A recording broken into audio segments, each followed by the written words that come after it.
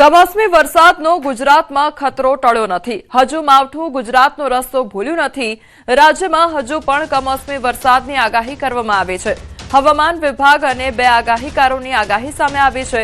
અંબાલાલ પટેલની તારીખો સાથે વરસાદની આગાહી સામે આવી છે, ત્યારે અથડિયા શેટ્ટીની વિસ્તાર સાથે વરસાદની આગાહી આપવામાં આવી છે।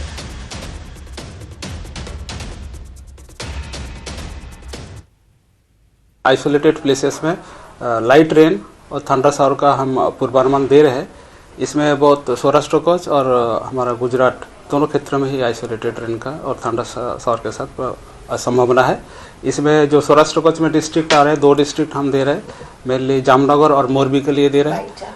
और जो गुजरात रीजन में साबरकांठा, अरावली, महिसागर, छोटाउदेपुर, नर्मदा, तापी और जो भरूच, सूरत के लिए हम लोग दिए हैं। दक्षिण गुजरात में वादळों होવાની શક્યતા છે।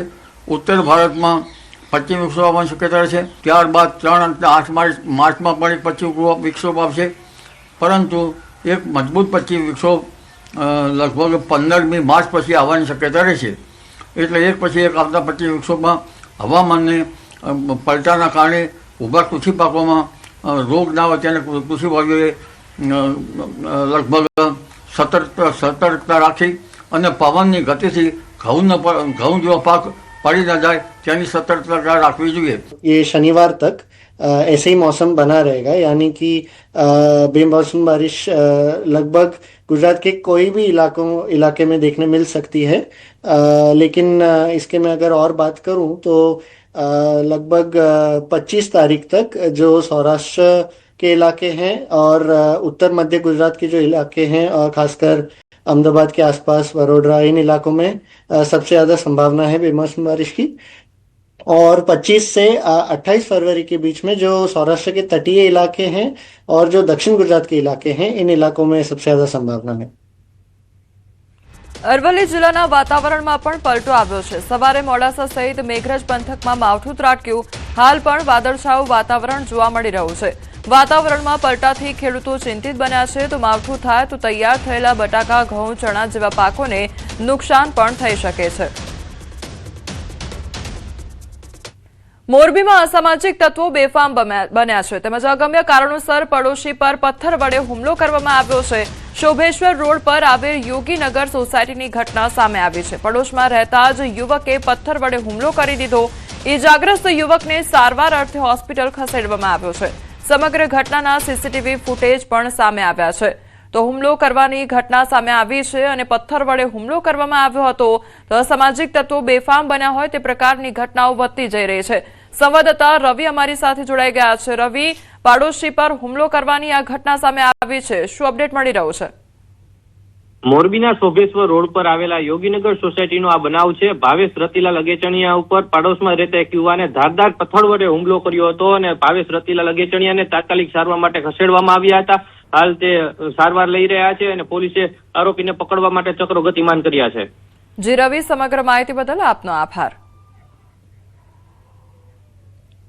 ગીર સોમનાથના તાલાલામાં જમીન વિવાદના કેસમાં કાર્યવાહી હાથ ધરવામાં આવી છે। પોલીસે 2 મહિલા સહિત 6 આરોપીની ધરપકડ કરી છે, તો 4 હુમલાખોરોનું પોલીસે જાહેરમાં સરઘસ કાઢ્યું છે।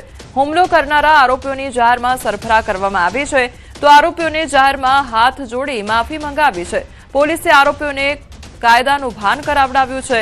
તો 54 વીઘા જમીનને લઈ 2 પરિવાર વચ્ચે વિવાદ સર્જાયો હતો। આરોપીઓએ મકાન પર પેટ્રોલ બોમ્બ ફેંકી આગ ચાંપી દીધી હતી। તો જામગરી બંદૂકમાંથી ફાયરિંગ કર્યાનો દાવો કરવામાં આવી રહ્યો છે। ઘટનામાં 75 વર્ષીય વૃદ્ધા ગંભીર રીતે દાઝ્યા છે, તો સારવાર દરમિયાન વૃદ્ધાનું મોત પણ નીપજ્યું છે। પોલીસે 24 કલાકમાં આરોપીઓને ઝડપી પાડ્યા છે।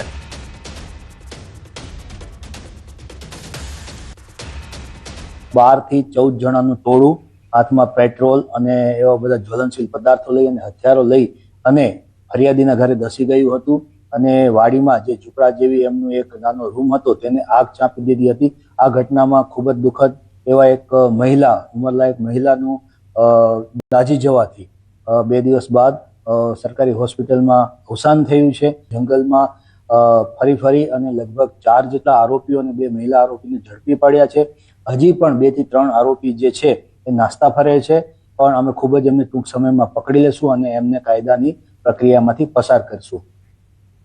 રાજસ્થાનમાં ભયાનક અકસ્માત સર્જાયો. પિકઅપ અને કાર વચ્ચે થયેલી જોરદાર ટક્કરના સીસીટીવી ફૂટેજ સામે આવ્યા છે. સીસીટીવી ફૂટેજ સોશિયલ મીડિયા પર વાયરલ થઈ રહ્યા છે, જેમાં જોઈ શકાય છે કે હાઈવે પરના વળાંક પર બંને વાહનો સામસામે ધડાકાભેર અથડાયા. ટક્કર બાદ બંને વાહનોને નુકસાન પણ સર્જાયું હતું. કારમાં સવાર એક મુસાફરને સામાન્ય ઈજા થઈ હતી, તો મોટી દુર્ઘટના પણ ટળી હતી. તો રાજસમંદ જિલ્લાના કુંભલગઢ વિસ્તારમાં આવેલા ઓલાદર વળાંક પર આ ઘટના બની હોવાનું જાણવા મળે છે.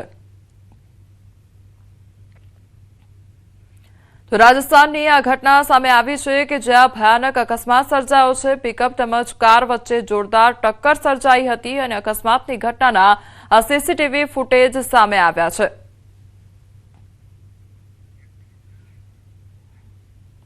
ઝારખંડના ચતરાના જંગલમાં એર એમ્બ્યુલન્સ ક્રેશ થયો હોવાનો મામલો સામે આવ્યો છે. પ્લેનમાં સવાર 7 લોકોના દર્દનાક મોત નીપજ્યા છે. તો રાંચીથી દિલ્હી જતા સમયે આ દુર્ઘટના સર્જાઈ. દર્દીને સારવાર માટે દિલ્હી જઈ રહ્યું હતું પ્લેન, તો ઉડાન ભર્યાની થોડી જ મિનિટોમાં પ્લેન ક્રેશ થઈ ગયું. 2 પાયલટ, ડોક્ટર તેમજ દર્દી સહિત 7ના મોત નીપજ્યા છે. मौसम भी खराब था और पूरा क्रैश की आवाज़ आया, पूरा लगा कि वो प्लेन या हेलीकॉप्टर क्रैश किया. इस तरह के फील हम लोग का हुआ. उसके बाद बारिश होने लगा. कोई देर देखा नहीं, हम लोग पूरा आदमी फोन पूरा हो गया हुआ. पूरा खोजबीन हुआ तो लास्ट में मिला, आए तो सामने 2 पार्ट्स ऊपर मिला गाड़ी प्लेन का. उसके बाद खोजते खोजते इधर आ गए, देखिए यहाँ प्लेन पूरा क्रैश हो गया. हम लोग घर पे छत पे खड़ा थे तो अचानक ऊपर देखे तो कुछ रेड कलर का उधर से आया और अचानक लगा कि पूरा बम फटने जैसा आवाज़ आया. तो हम लोग को लगा कि कोई प्लेन उलेन होगा, क्रैश किया. तो हम लोग ढूंढते ढूंढते आए तो देखे तो यहाँ पे प्लेन गिरा हुआ था. इसमें 6 लोग हैं, 6 लोग का मौत हो गया. वहाँ पे आग लग गया. आग लगने के कारण जल गए थे यहाँ से नाभि तक. नाभि तक जलने के कारण मतलब देव कमल में एडमिट हुए. देव कमल में स्थिति शुरू में सामान्य था, उसके बाद स्थिति थोड़ा सा गड़बड़ हुआ तो विचार हुआ कि हाँ इनको से ट्रांसफ़र करके दिल्ली ले जाए. तो दिल्ली के लिए बात हुआ प्लेन से, 8 लाख में ये बुक हुआ. સમાચારમાં આગળ વાત કરીએ જંગલેશ્વરમાં ડિમોલેશનની કામગીરી વિશે.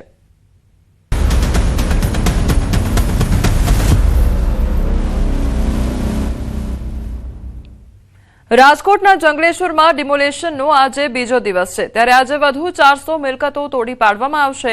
અત્યાર સુધી 1000થી વધુ બાંધકામોને દૂર કરવામાં આવ્યા છે. ચુસ્ત પોલીસ બંદોબસ્ત વચ્ચે મેગા ડિમોલેશનની કામગીરી શરૂ કરવામાં આવી છે. લગભગ બપોરે 3 વાગ્યા સુધીમાં ડિમોલેશનની કામગીરી પૂર્ણ થશે. તો રાજકોટના જંગલેશ્વર વિસ્તારમાં હાથ ધરાયેલા ઇતિહાસના સૌથી મોટા મેગા ડિમોલેશનના બીજા દિવસની કામગીરી શરૂ કરવામાં આવી છે. અધિકારીઓના જણાવ્યા મુજબ જંગલેશ્વર વિસ્તારને કુલ 7 સેક્ટરમાં વહેંચી ડિમોલેશન કરવામાં આવ્યું હતું, જેમાં એક જ દિવસે 1119 મિલકતો તોડી પાડવામાં આવી છે. નદી કાંઠાના વિસ્તારોમાં થયેલા દબાણો સંપૂર્ણ રીતે દૂર કરવામાં આવ્યા છે. આજે બપોરે 3 વાગ્યા સુધીમાં સમગ્ર કામગીરી સમાપ્ત થવાની શક્યતા વ્યક્ત કરવામાં આવી છે. તો રાજકોટના જંગલેશ્વર વિસ્તારમાં વહેલી સવારથી ફરી એકવાર ડિમોલેશનની કામગીરી શરૂ કરવામાં આવી છે. આજે બીજો દિવસ છે અને સતત 2 દિવસથી મેગા ઓપરેશન હાથ ધરવામાં આવી રહ્યું છે અને ડિમોલેશન કરવામાં આવી રહ્યું છે. લગભગ 1119થી વધુ જેટલા જે બાંધકામો છે, ગેરકાયદેસર મિલકતો છે, તેને ધ્વસ્ત કરવામાં આવી છે અને બુલડોઝર ફેરવવામાં આવ્યું છે. તો હજુ આજે પણ 400 જેટલા જે મકાનો છે તે દૂર કરવામાં આવશે, દબાણ દૂર કરવામાં આવશે. જે ગેરકાયદેસર મિલકતો ખડકી દેવામાં આવી છે તે આજે ફરી એકવાર દૂર કરવામાં આવશે. તો સતત 2 દિવસથી મેગા ડિમોલેશન હાથ ધરવામાં આવ્યું છે. રાજકોટના જંગલેશ્વર વિસ્તારમાં ચુસ્ત બંદોબસ્ત સાથે આજે કામગીરી છે તે કરવામાં આવી રહી છે. તો જંગલેશ્વરમાં ડિમોલેશનનો આજે બીજો દિવસ છે અને આખી તસવીર જંગલેશ્વરની બદલાઈ ગઈ હોય તે પ્રકારની તસવીરો પણ અત્યારે સામે આવી રહી છે, કારણ કે સતત 2 દિવસથી જે ગેરકાયદેસર દબાણો છે તે દૂર કરવામાં આવી રહ્યા છે. લગભગ ગઈકાલની જો વાત કરવામાં આવે તો 1000ની ઉપરના જે ગેરકાયદેસર મકાનો છે તે તોડી પાડવામાં આવ્યા છે. તો આજની વાત કરીએ તો આજે હજુ પણ 400 જેટલી જે મિલકતો છે તે દૂર કરવામાં આવશે. તો રાજકોટમાં 24 કલાક ધમધમતું જંગલેશ્વર 24 કલાકમાં હવે સાફ થઈ ગયું છે. 24 કલાકમાં જંગલેશ્વરનું ચિત્ર બદલાઈ ગયું છે.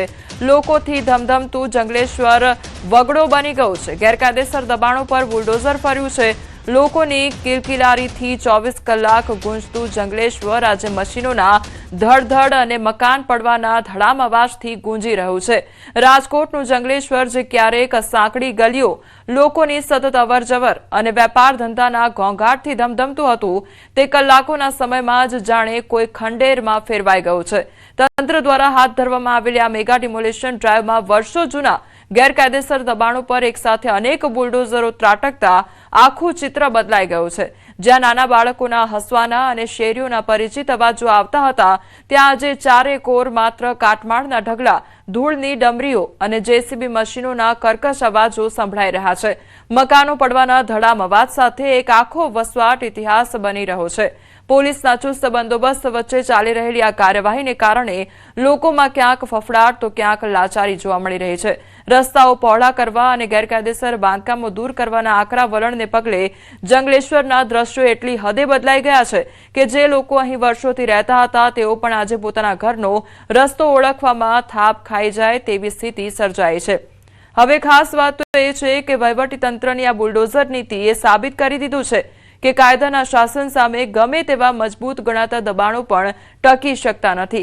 જે વિસ્તાર 24 કલાક જીવંત લાગતો હતો, ત્યાં આજે માત્ર પથ્થરોનો વગડો અને સુનકાર વ્યાપેલો જોવા મળી રહ્યો છે। ત્યારે આ હજુ પણ ગેરકાયદેસર દબાણો દૂર કરવાની જે કામગીરી છે તે શરૂ જ છે।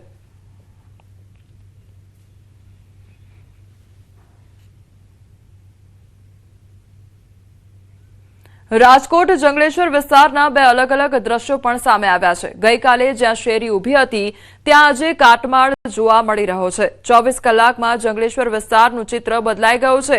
હાલ પણ ચુસ્ત પોલીસ બંદોબસ્ત વચ્ચે ડિમોલેશનની કામગીરી ચાલુ છે। લગભગ બપોરે 3 વાગ્યા સુધીમાં ડિમોલેશનની કામગીરી પૂર્ણ કરવામાં આવશે। તો ગઈકાલે સતત ડિમોલેશનની કામગીરી કરવામાં આવી અને આજની પણ એ તસવીરો સામે આવી છે કે વહેલી સવારથી ફરી એકવાર ડિમોલેશનની કામગીરી શરૂ કરવામાં આવી છે અને આજે 400 જેટલા જે ગેરકાયદેસર દબાણો છે, મિલકતો છે તે દૂર કરવામાં આવશે। તો બપોર સુધીમાં ડિમોલેશનની કામગીરી પૂર્ણ થશે। જંગલેશ્વર વિસ્તારમાં નદી કાંઠે આવેલી શેરીના આ દ્રશ્ય છે। અહીંયા ગઈકાલે મકાનો ઊભા હતા, એક આખી શેરી ઊભી હતી, બંને બાજુ જે છે એ મકાનો જોવા મળતા હતા, પરંતુ અત્યારના દ્રશ્ય જુઓ। અત્યારે જે જગ્યાએ મકાન હતા ત્યાં માટીના ઢગલા જોવા મળી રહ્યા છે। જે જગ્યાએ શેરી હતી ત્યાં એક પટ જોવા મળી રહ્યો છે। હાલ જે રીતના વાત કરવામાં આવે તો ગઈકાલે આ એ જ શેરી હતી કે જે જગ્યાએ જે છે એ મકાનોની લાઈનો હતી, પરંતુ અત્યારે અહીંયા ધૂળના ઢગલા જોવા મળી રહ્યા છે। એટલે કે ગઈકાલે જે સવારથી ડિમોલેશનની કામગીરી હાથ ધરવામાં આવી હતી। આવા જંગલેશ્વર વિસ્તારના જે છે 1100 જેટલા મકાનો એવા છે કે જે જગ્યાએ ગઈકાલે મકાન હતા તે જગ્યાએ અત્યારે આ રીતે માટીના ઢગલા જોવા મળી રહ્યા છે। એટલે કે કહી શકાય કે ડિમોલેશનની કામગીરી છે તે ગઈકાલે હાથ ધરવામાં આવી હતી। આ ઉપરાંત આસપાસના દ્રશ્યો પણ જોઈ શકાશે। જ્યાં નજર પડશે ત્યાં માત્ર જે છે માટી, ઈંટો અને જે છે એ પડેલી દિવાલો જોવા મળશે। એટલે કે કહી શકાય કે ગઈકાલે જે રીતના કામગીરી કરવામાં આવી હતી, આજે પણ વહેલી સવારથી કામગીરી છે તે પૂરજોશમાં કરવામાં આવી રહી છે। રાજકોટ શહેરમાં મહાનગરપાલિકાની જે છે સૌથી મોટું ડિમોલેશન છે ને એના માટે જે છે અત્યારે જે કામગીરી છે તે સતત બીજા દિવસે પણ પૂરજોશથી ચાલી રહી છે। હાર્દિક જોશી, ન્યૂઝ 18 ગુજરાતી, રાજકોટ।